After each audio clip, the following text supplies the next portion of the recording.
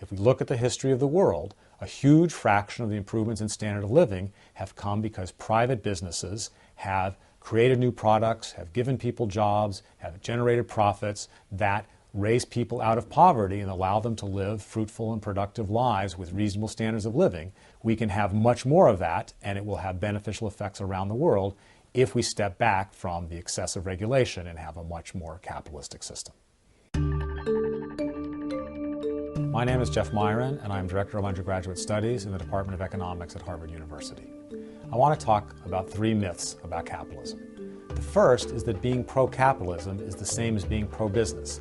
Nothing could be farther from the truth. The point of capitalism is to make sure that businesses have to compete vigorously against each other, and that benefits consumers. It's not good for the businesses per se, because they have to work really hard. So many businesses understand this, and they hate capitalism. They're constantly trying to get government to erect various rules, restrictions, regulations that help them, but they're not in the interest of the consumers. So pro-capitalism is good for consumers. That's whom we're ultimately trying to help. A second myth is that capitalism generates an unfair distribution of income.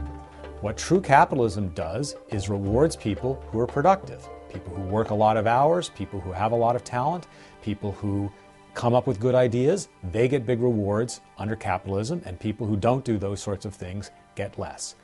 The one negative one might be concerned about is that some people have very little skill. They are not able to earn very much left on their own, and so very reasonable people support some anti-poverty spending.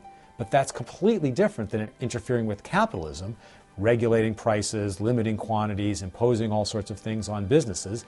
Those make the economy less productive, give us a smaller pie, and make it even harder for us to operate programs which help those who are less fortunate and because they were unlucky.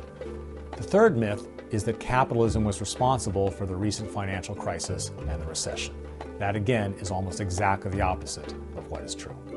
First of all, nobody who's being intellectually honest thinks that we had unbridled or serious capitalism before the crisis hit, before the subprime buildup occurred, before we had all of the housing problems. We had enormous government interventions that subsidized risk, enormous government interventions that encouraged an overinvestment housing. If one's going to try to draw any conclusions, it seems to suggest much more clearly that interfering with capitalism generates financial crises, generates recessions, because what we experienced was directly related to the incentives for excessive risk-taking, the incentives for overinvestment in housing that were created by government.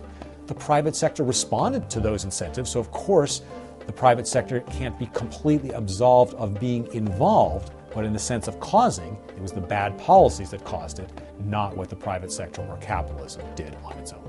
Most importantly, whenever government bail out people who took excessive risk, they encourage people to do more of that in the future.